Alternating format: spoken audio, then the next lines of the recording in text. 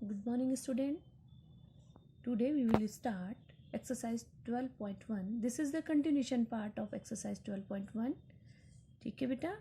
तो now we will start question number 22.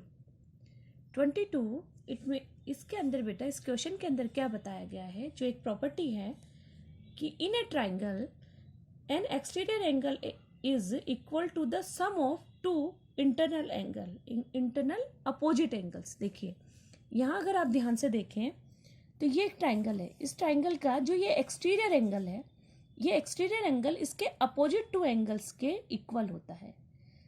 फिर से बोल रही हूँ, ये एक्सटीरियर एंगल है, ये इंटीरियर एंगल है. जो एक्सटीरियर एंगल होता है वो अपोजिट एंगल के टू अपोजिट एंगल के सम के इक्वलेंट होता है. यानी कि यहाँ अगर 120 है तो इन दोनों का सम भी 120 ही होगा. ठीक है. अब उसी प्रॉपर्टी के बेस पर आज हम ये क्वेश्चन सोल्व करेंगे. क्वेश्चन है 22.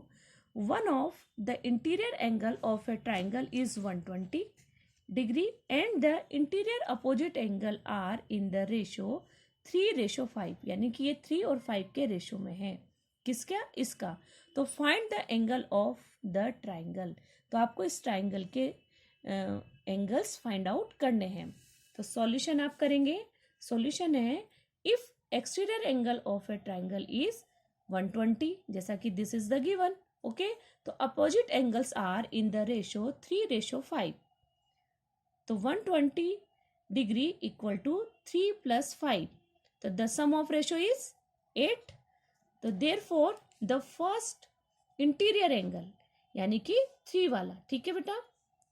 जैसा कि हम रेशो में हमने पढ़ा था कि जो सम होता है वो नीचे होता है और जो फर्स्ट हमें जो नंबर फाइंड आउट करना होता है वो हमें ऊपर लिखना होता है. तो 3/8 × 120 डिग्री.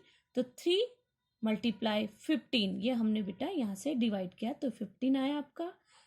3 को हमने 15 से मल्टीप्लाई किया, ये आया 45 डिग्री. तो the first interior angle is 45 degree. Okay.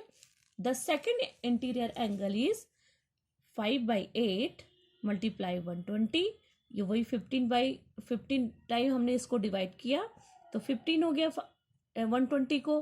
तो 5 × 15 = 75 डिग्री. नेक्स्ट है द थर्ड इंटीरियर एंगल. क्योंकि 2 तो हमने बेटा उससे फाइंड आउट कर लिए, बट थर्ड इंटीरियर एंगल को फाइंड आउट करने के लिए हम यहाँ पर by angle sum property use करेंगे. जो आपको पता है angle A, angle B and angle C equal to 180 होता है या नहीं होता. तो आपको 45 आपके पास था, 75 आपके पास था और एंगल सी आपको फाइंड आउट करना था. तो यह क्या हो गया 180, यहाँ हो गया 120. देखिए इन दोनों का सम 120 आ गया ना. हमने यही पढ़ा था अभी, जो प्रॉपर्टी पढ़ी थी कि जो एक्सटीरियर एंगल होता है दो अपोजिट एंगल के सम के इक्वलेंट होता है. तो ये 120 आ गया plus angle C equal to 180. तो angle C equal to 180 minus हमने इधर लाए तो हम ये माइनस में चेंज हो गया बेटा. ठीक है. ये तो पता है ना आपको, ये आपके मैंने पढ़ाया था आपको इंटीग्रेशन में, है ना. -120 हो गया और इसीलिए एंगल सी इक्वल टू 60. तो इस तरह से हमने तीनों फाइंड आउट किए. एक हुआ आपका आंसर होगा 45 डिग्री, एक है आपका 75 डिग्री, एक है आपका 60 डिग्री. अब देखिए आप यहाँ आइए तो ये देखो तीनों दो एंगल, थर्ड एंगल आपने यहाँ 60 डिग्री निकाला. आप इसको मान लीजिए मैंने आपको ये इस तरह से बना के बता दिया और अगर आपसे मैंने पूछा what is the C degree का क्या कितना होगा, है ना, फाइंड द एंगल सी. अगर मैंने यहाँ पूछा होता तो आप इसे डायरेक्ट भी फाइंड आउट कर सकते थे. अगर आप देखो ये 180 होता है ना. तो 180 में से आप डायरेक्ट 120 माइनस करेंगे तो ये 60 ही होगा. तो इस तरह से आप जो ऑब्जेक्टिव टाइप क्वेश्चन की तैयारी भी बेटा आप कर सकते हैं. Next question, question 24. In figure 12.19 the measures of some of the angles are indicated. Find the value of angle X, angle Y and angle Z. देखिए बेटा यहाँ पर आप इस ट्राइंगल को ध्यान से देखेंगे. यहाँ एंगल ये जेड है, ये वाई है और ये 40 डिग्री है. ठीक है. ये 70, जैसा कि अभी आपने पढ़ा था एंगल एक्सटीरियर एंगल की प्रॉपर्टी बताई थी ना मैंने आपको कि जो ये एक्सटीरियर एंगल है ये अपोजिट टू एंगल्स के इक्वलेंट सम के इक्वलेंट होता है. तो देखिए, सबसे पहले अगर आपको जेड एंगल फाइंड आउट करना है तो यहाँ पर आप क्या करेंगे, जो ये 70 है ये इक्वल टू 40 प्लस एक्स, ठीक है, इसको अभी मैं दोबारा से भी आपको करके दिखाऊंगी। तो यहाँ पर क्या आ गया है, ये जब आप इधर लाएं तो 70 माइनस 40 हो गया, तो ये आपकी जेड की वैल्यू क्या हो गई बेटा, जेड की वैल्यू आ गई 30 डिग्री, तो यहाँ होगा आपका 30 डिग्री, ठीक है बेटा। एक चीज़ और मुझे आपको बतानी है कि यहाँ पर भी जब यहाँ 30 होगा तो देखिए पूरा एंगल 180 हो गया, तो यहाँ पर 180 में से जब 30 माइनस करेंगे तब ये आपका 150 एंगल भी यहाँ पर आप फाइंड आउट कर सकते हैं। चलिए अब मैं आपको इसको पूरा प्रॉपर सॉल्व करके भी सिखा रही हूँ।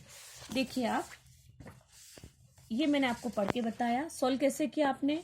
Angle Z equal to 70 degree minus 40 degree, ये कैसे आया मैंने अभी आपको बताया था।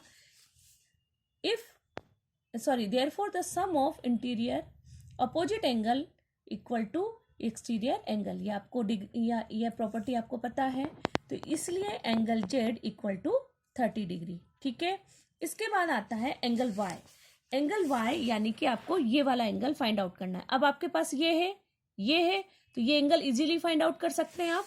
तो देखिए एंगल ए, एंगल सी और एंगल बी इक्वल टू 180 होता है। यहाँ पर एंगल सम प्रॉपर्टी आपका हो गया, तो 40 डिग्री प्लस 30 डिग्री ये आपका हो गया 70 degree plus angle B equal to 180। अब आप इसको इधर लेकर जाएंगे तो ये क्या हो गया बेटा 110 डिग्री, ठीक है, क्योंकि 180 में से जब 70 डिग्री माइनस होगा तो 110 डिग्री होगा, इसलिए यहाँ पर एंगल वाई आपका होगा क्या होगा 110, यानी कि ये जो एंगल है आपका 110 डिग्री होगा, ठीक है।